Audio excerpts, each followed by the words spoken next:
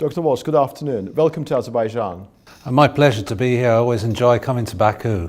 Well, it gives me a great deal of pleasure to welcome you here in Azerbaijan and also to interview you on behalf of Caliber. I would like to start with your recent book, which has been published. Many people who had the good fortune of reading it have told me that it's a very serious work of scholarship. I've read the snatches of it. I'm looking forward to examine this book in its full entirety. In terms of this book, I know that it was completed some time ago. So what has changed in terms of the geopolitics of the region between the time you completed it and now? Yeah, it's a very interesting question, that actually, and I have deliberated about that myself.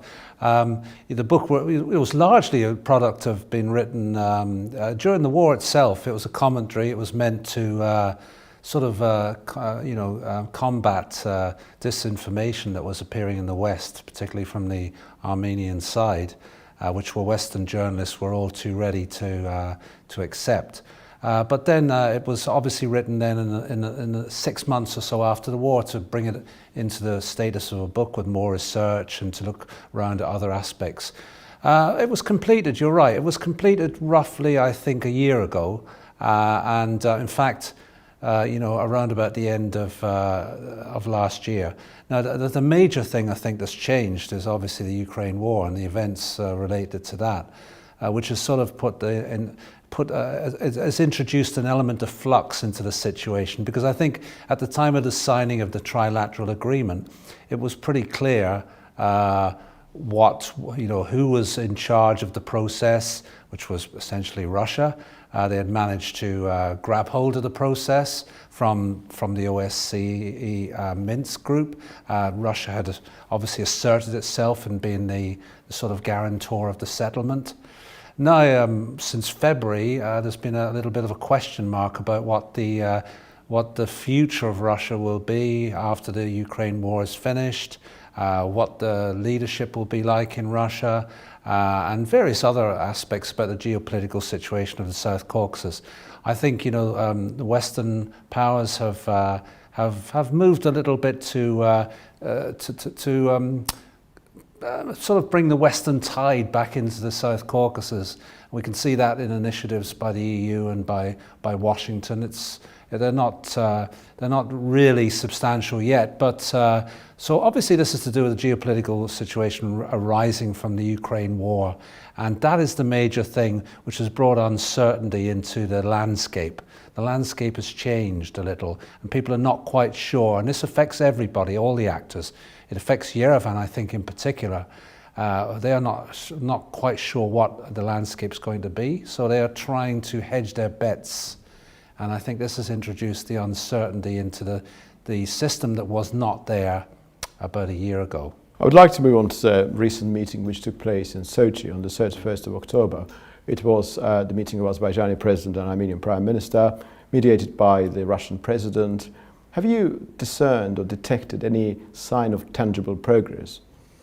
Well, the statement itself and what I've read in the press tends to suggest this was a sort of holding operation. That wasn't so much that anything had gone backwards. There was still some momentum in the system, but nothing looked like it had changed. I think possibly, as some people have commented, the major importance of it has been the things that are omitted from the statement, the elements of Pashinyan wanting a reference to a future status or future negotiations on status not being in the statement, and also certain territorial gains that Azerbaijan has made, which Pashinyan wanted the Russians to reverse.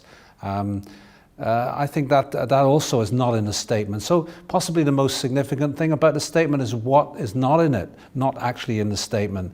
And that would have disappointed Armenia. As far as I think Azerbaijan's position is, the president made it clear that the issue had been settled in November 2020, and essentially, Azerbaijani sovereignty was not on the agenda.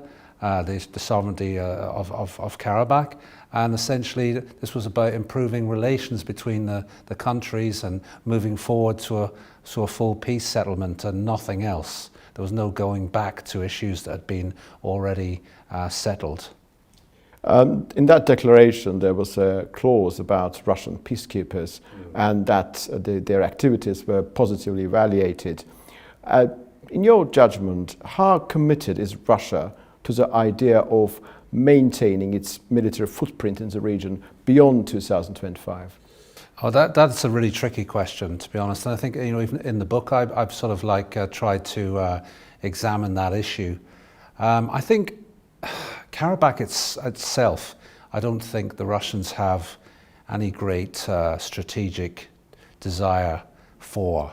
But in the region, in a wider region, of course, that's another question. I think they do want to maintain, a sphere of influence, obviously, which they've traditionally seen it as their sphere of influence since the time of the Tsars, for about, since the 1820s anyway. So, yes, I mean, that's their objective in the region. It possibly has two sides to it. This objective, it has a positive side, i.e. that Russia wants to, assert its power in the region, and also a sort of negative side that they don't want other powers asserting their influence in the region, like, for instance, the EU, but particularly Washington. So I think there's two elements to that, and I think maybe it would be a good idea to make a distinction there, because fundamentally, I think the problem that all powers have in relation to the Russian sphere of influence is being able to be a good neighbor of Russia, but not being under the heel of Russia, so to speak. So I think, if we look at the different powers in the region, we see there's a great contrast. We see Georgia having suffered a defeat in the 2008 war. We see Armenia, which obviously are almost like a dependency of Moscow. And we also see some of the Central Asian republics that have the same sort of problem. But Azerbaijan has negotiated that tricky journey or path very, very much better than anybody else. It's maintained good relations with Russia, been a good neighbor, but also has asserted its independence.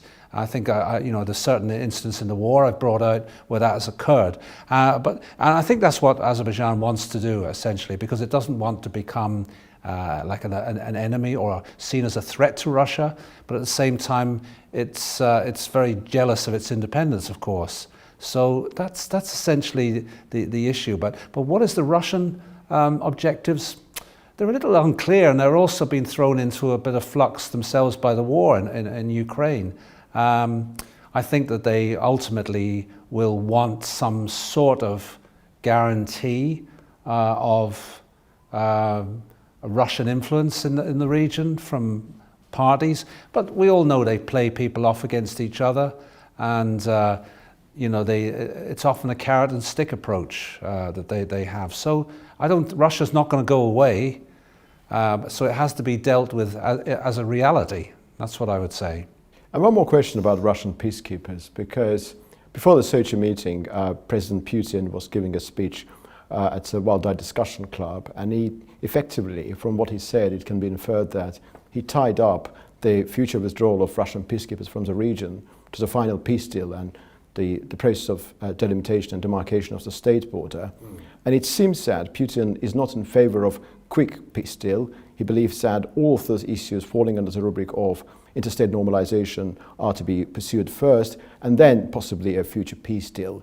Do you think that with this element of procrastination, a Russian peacekeeping contingent is becoming some sort of a malignant alien inside Azerbaijan? Well, it could be. It has that potential, without a doubt. I mean, the situation is, it wouldn't be in Russia's interest that, say, for instance, Armenia made immediate peace with Azerbaijan and had great relations with Turkey, This wouldn't be in Moscow's interest at all. It would lose all influence. In fact, there is a sort of paradox in this, that the only way that Armenia can really obtain true independence, which supposedly was its purpose in 1991, is by actually making a just peace, an honourable peace with Azerbaijan, and with improving relations with Armenia. This would frustrate all of Moscow's designs in the area, of course, and especially if Azerbaijan and Armenia were able to map out a peace agreement which there was general agreement to. So in certain ways, yes, Russia would not like this situation, and whether it can impede things is another question. I think there are ways of maybe outmaneuvering the Russians in politics, and in a political sphere, I think in the military sphere, it's a very difficult and dangerous issue. But in the political sphere, in relation to if a suitable peace deal could be had with Yerevan, and which would be of great benefit to the Armenians, aside from the old territorial aggrandizement stuff. If it could be made, I think this would be it could be used, especially in conjunction with the West, as leverage against Moscow. But I think that this is the real key to the situation, because there needs to be this type of peace agreement that would be almost, if Russia stood against it, it would be seen as a malign influence in the region. I think the game would be up for Moscow if that occurred, but that's a very difficult thing to achieve, I think. Yeah, we talked about Moscow, but there's also Brussels, of course. Yes. And there's Washington. So Washington and EU are cooperating, of course. Yeah. What are the fundamental differences in terms of their approaches to the peace negotiations? I mean, Moscow on one side and EU, Washington on the other side. Yeah, that's a tricky question as well. I think, obviously, in a sense, it starts with the idea of possession. Obviously Russia is in the box seat at the present minute, or certainly was in November 2020. The situation has changed a little since then, so that's the major difference where they're coming from. Washington has influence, obviously, through diplomatic influence, through various other sorts of soft power politics, and the EU particularly has such influence. Whether that can override the Russian sphere of influence is another question. And obviously people are jockeying for position at the present time. And we're talking about, it's like a chessboard, a geopolitical chessboard. And I think, this is particularly of concern in Yerevan, because they are trying to ride a number of horses at the same time, not quite knowing how the landscape is going to be. They're riding four peculiar horses, actually, in terms of Washington, France, Russia, and Iran, which obviously these horses are all going in different directions. So Pashinyan is probably thinking, which one shall I jump onto, while at the same time trying to maintain a foot or an arm in each, which is not an easy job, but it has led to uncertainty and obstructionism, and maybe we'll get on to that later on. So the approaches are different, obviously. The Western approach is mainly soft power. It's mainly offering things, although the Western approach seems to be to Armenia to try to get them to accept the sovereignty of Azerbaijan over Karabakh, which I don't see as a great deal for Armenia unless Pashinyan is being promised certain other elements by the West in terms of maybe financial, economic help that might be very, very attractive to lure Armenia away from the Russian sphere. I think people would be quite content if that was the case, but we still have obviously the Russian military power, which hasn't gone away despite events in Ukraine and may reappear later. So this is all, as I say, in a little bit of flux, as I've said before.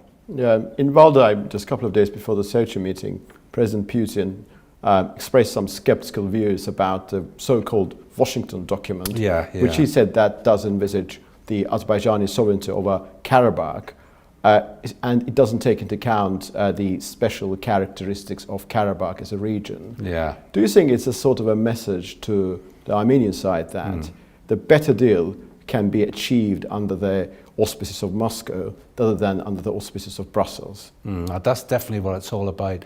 I mean, that Moscow must be aware, they are aware of there are divisions within Armenia, which presents itself rather like a monolith, but actually it isn't a monolith at all. There are competing tendencies in it, that it's pulled in different directions by its diaspora, and their position, which is more pro-American, but also the actual inhabitants of Yerevan tend to think historically as Russia as their protector and their last defense type of thing in a sea of hostile neighbors, which we must say have become hostile neighbors because of the activities of the Armenians and their use of outside forces against their neighbors. But essentially, I mean, that's what Russia's playing on. It's playing on their sense of insecurity. It's basically saying, look, you know, remember, we are the last line of defense. We sort of made you, in a sense. We put you into this place where you wouldn't have existed without us as a state, essentially. Well, in fact, they were bailed out really in 1920 by the Bolsheviks, and obviously there was Tsarist colonization before that, building up the numbers in Karabakh. So Russia's reminding the Armenians that they are in large part the reasons for their existence, and they're playing on their now insecurities after the war, and that's essentially what they're doing. That's what Putin's sending that message to them. Don't take a chance with these people that in the West who may not come to help you in the event of a serious problem. And in fact, they might even be referring to like the situation in 1919, 1920, when Britain basically evacuated the area and it was left to Russia to pick up the pieces. And of course that's a worrying thing for the Armenians, and that's what the game that Putin's playing, I think. On 6th of October in Prague, the parties Azerbaijan and Armenia agreed about the EU civilian mission.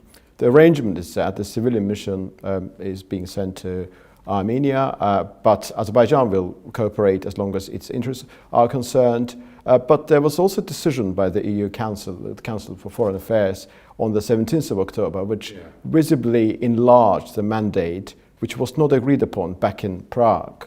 What are your thoughts about this mission? Yeah, I'm not aware of all the details of this, but Europe does do peacekeeping, and it is actually quite a useful, it has useful historical experience in this, especially after the various events of the 20th century. But I presume it is trying to get an element of influence on the ground, and I think it's possibly moving into an area where they feel that Russia is otherwise occupied in Ukraine. Russia is, may find this difficult to actually oppose because it seems very reasonable. And I think it is extending EU influence. The EU is certainly has been moving east since 1991, and it seems to be a continual driving force this way.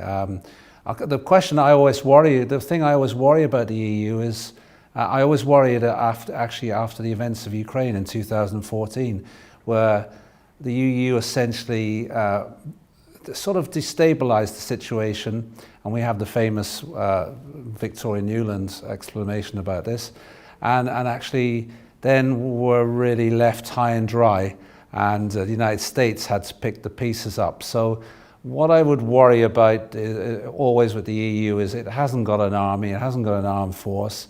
Essentially, it could meddle and it could produce difficulty if it doesn't stick to a purely progressive and helpful attitude, So. But there's some plausible perception of the EU's efforts, in particular the efforts of the EU Council President Charles Michel. You mentioned about meddling, and there's also France, a very important member of the European Union, and there's a growing sense that France wants to hijack this process. How dangerous it is and how critical it's going to be. Yeah, no, that's true. You've got to the nub of it there, to be honest, because what is the EU? What is the EU policy? Is it France? Because if it is France, it's not a good deal for Azerbaijan. We know that the French have a biased, subjective, supportive policy, and it would not be, if the EU's policy is actually France's policy, well then that's not good. That's not a balanced, objective policy. And the problem with the EU actually is the fact that what we've noticed actually about the EU in the Trump presidency is that the EU actually doesn't have real leadership. It doesn't really know what to do with itself without US leadership in the world. I think when Trump was in power and he sort of like divested himself of leadership, US leadership, I think the EU didn't know what to do with itself. And it was dying for somebody like President Biden to come back and start asserting American influence again.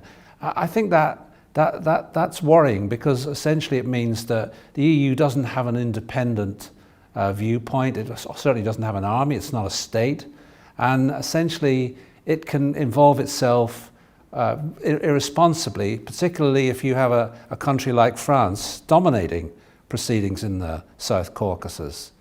The other powers might be okay. You know, the Eastern European people will be okay.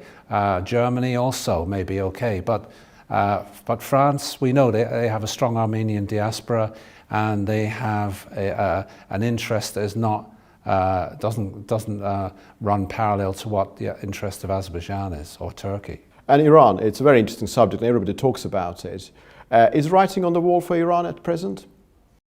Well, I mean, we obviously hear a lot about this in the West. I think the Western narrative is probably false in the respect that it concentrates on certain issues that are important in the West, and it probably doesn't understand Iranian society fully. So the news we get about Iran is possibly not completely dependable, but there is obviously discontent in Iran on various levels, whether they be about women's rights generally, about issues to do with national, ethnic discriminations, lack of diversity permitted in the country, and probably economic issues to do with sanctions and a difficult sort of economic prospect for Iran, related to the nuclear deal, of course, which doesn't show much signs of being of coming back. So I think there is obviously a high level of discontent within Iran. I don't think there's an existential crisis for the state, but and I don't think the West, even though they might wish that upon the Iranian state, believes it either. They think it's possibly a way of distracting Iran and preventing it exerting its influence regionally and in places it doesn't want them to exert its influence, like Syria, for instance, and the Gulf region. So I think it has serious problems, Iran. They shouldn't be underestimated, but I don't think it's certainly at present be an existential crisis for the state. Iran seems to be absolutely adamant, in particular after 2020, to improve its relations with Armenia at the expense of alienating Azerbaijan. And Prime Minister Pashinyan was in Tehran on the 1st of November. How all of these things will pan out? Yeah, there seems to be two sort of Irans I see in the media a lot. You sometimes see Iran's leaders meeting Azerbaijan's leaders, and you see, good statements of, mutual benefit, statements of like, development, regional development, etc., and working together. But then you see these really hostile, brittle type of statements from other Iranian leaders, which seem to be very unhelpful.